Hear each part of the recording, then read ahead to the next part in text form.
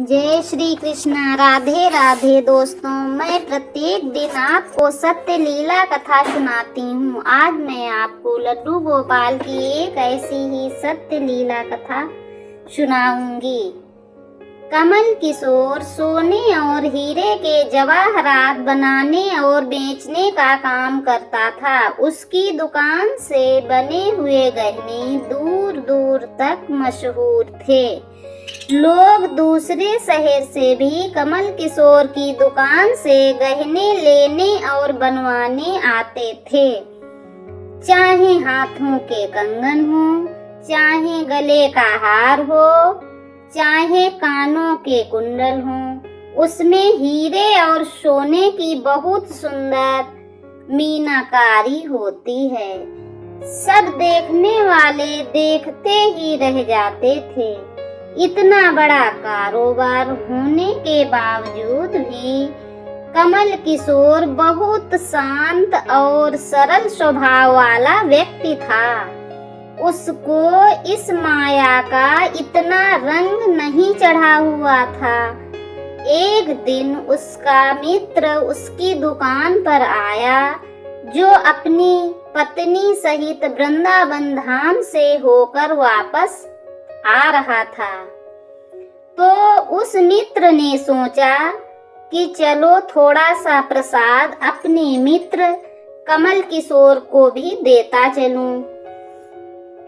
उसकी दुकान पर जब वह पहुंचा, तब कमल किशोर एक कारीगर एक सोने और हीरे जड़ित बहुत सुंदर सा हार बनाकर कमल किशोर को देने के लिए आया था।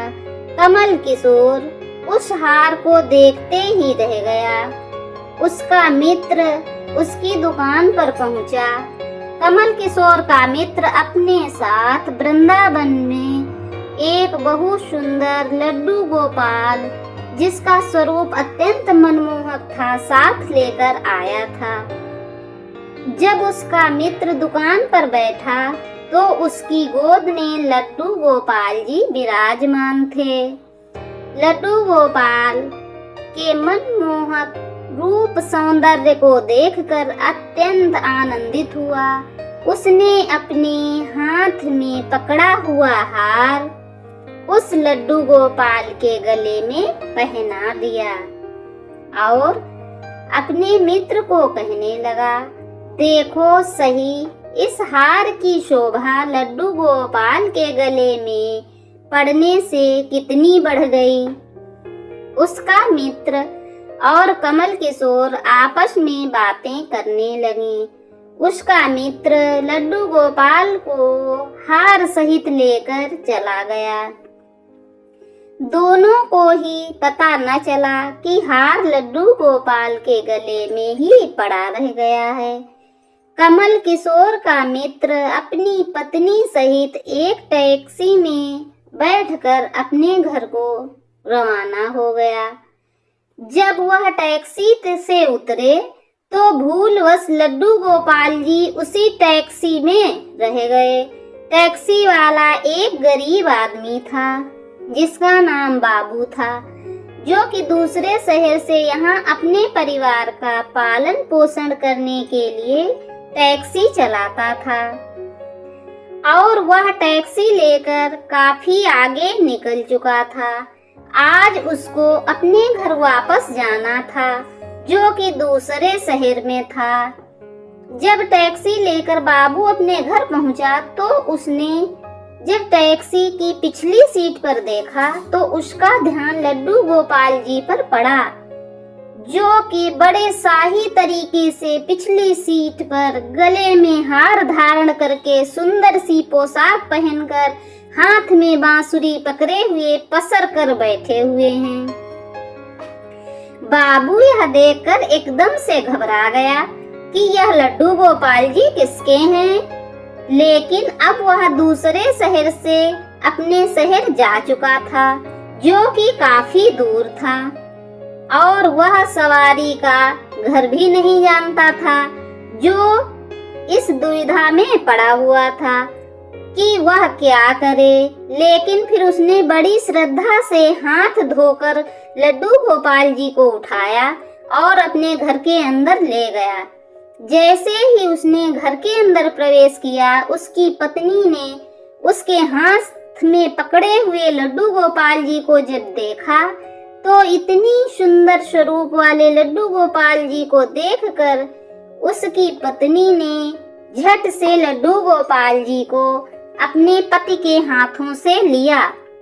उसकी पत्नी, जिसकी 8 साल की शादी हो चुके हुए थे, अभी तक कोई संतान नहीं थी, लेकिन गोपाल जी को हाथ में लेते ही उसका वात्सल्य भाव जाग उठा। उसकी ममता भई करुणा भरी आंखें झरझर बहने लगी।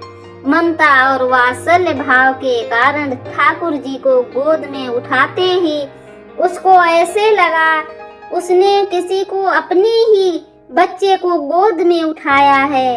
उसने उसके स्तनों से अपने आप दूध निकलने लगा। अपनी ऐसी दशा देखकर बाबू की पत्नी मालती बहुत हैरान हुई। उसने कसकर गोपाल जी को अपने सीने से लगा लिया और आंखों में आंसू बहाती हुई बोली, अरे बाबू, तुम नहीं जानते आज तुम मेरे लिए कितना अमूल्य रत्न लेकर आए हो। बाबू कुछ समझ नहीं पा रहा था कि मेरी पत्नी को अचानक से ये क्या हो गया है, लेकिन उसकी पत्नी तो जैसे बावरी सी हो गई थी। वह गोपाल जी को जल्दी जल्दी घर ले गई और उससे बातें करने लगी। अरे लल्ला, इतनी दूर से आए हो, तुम्हें तो भूख लग रही होगी। और उसने जल्दी जल्दी मधु और घी से बनी चूरी बनाकर दूध गर्म करके ठाकुर जी को भोग लगाया। और उधर कमल किशोर ने जब अपनी दुकान पर हार को न देखा तो उसको याद आया कि हार तो ठाकुर जी के गले में ही रह गया था। तो उसने अपने मित्र को संदेशा भेजा। मित्र ने आगे से जवाब दिया, अरे मित्र, वह माखन चोर और चित चोर हार सहित खुद ही चोरी हो गया है। मैं तो खुद इतना परेशान हूँ। कमल किशोर अब थोड़ा सा परेशान था।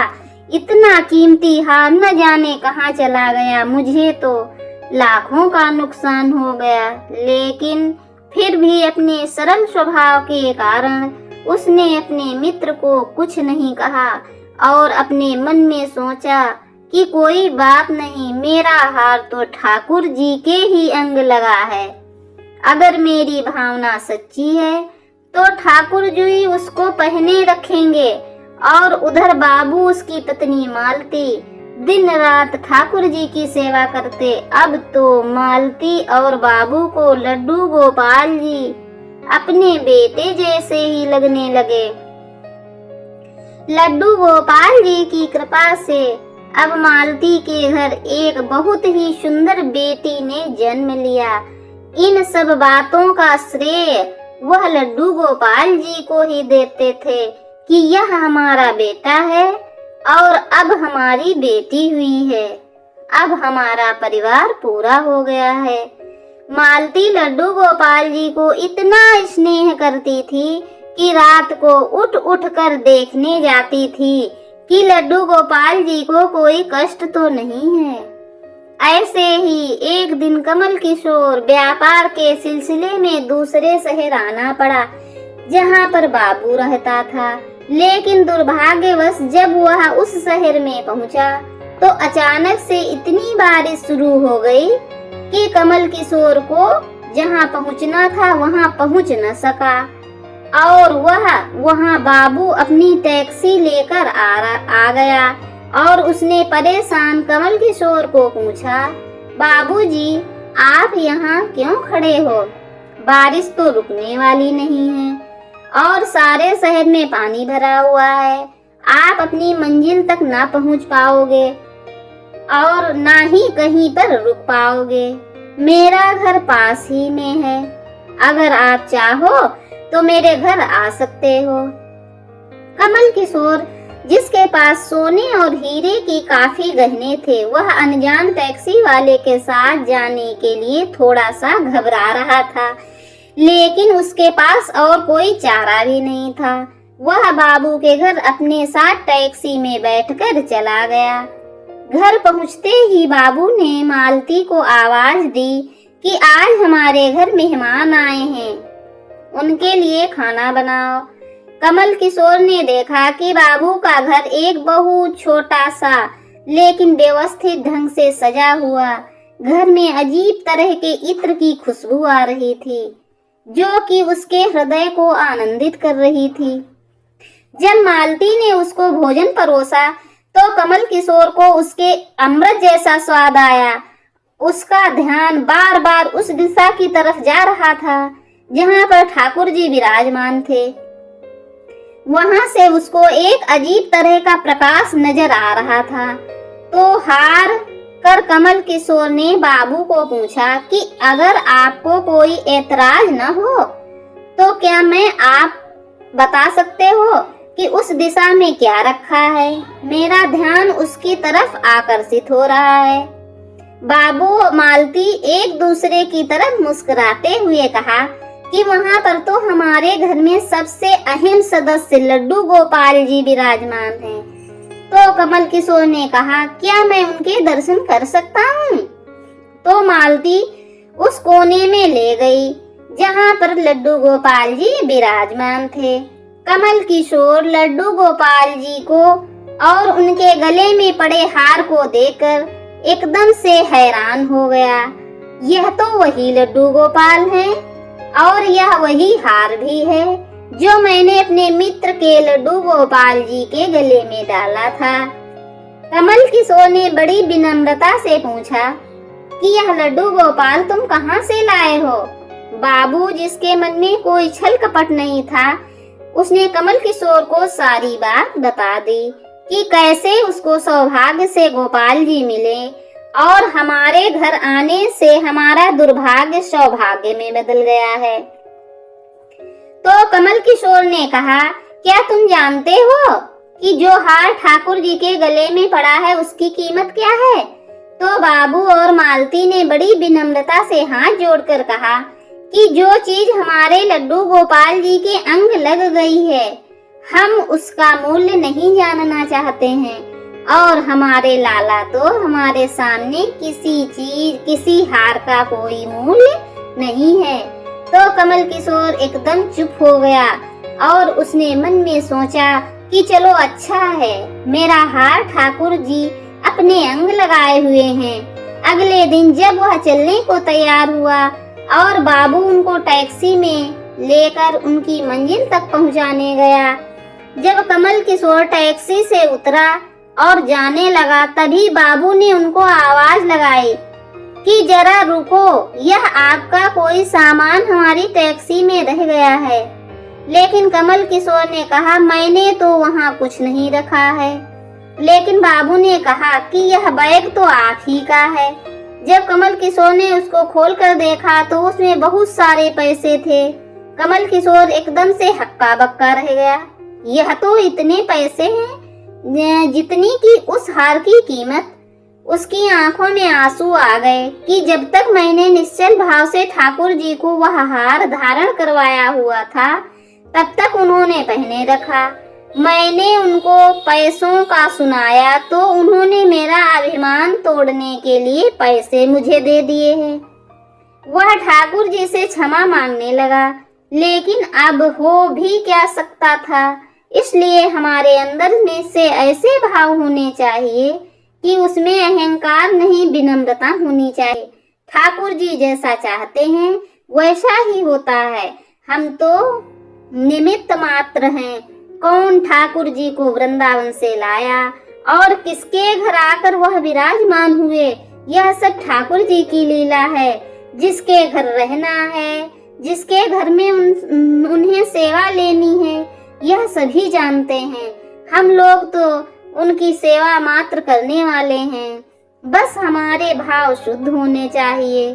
ठाकुर जी तो बड़े बड़े पकवान नहीं, भक्ति भाव से खिलाई छोटी सी छोटी चीज को ग्रहण कर लेते हैं।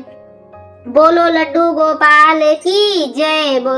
जय जय श्री राधे, जय जय श्री राधे, जय जय श्री राधे।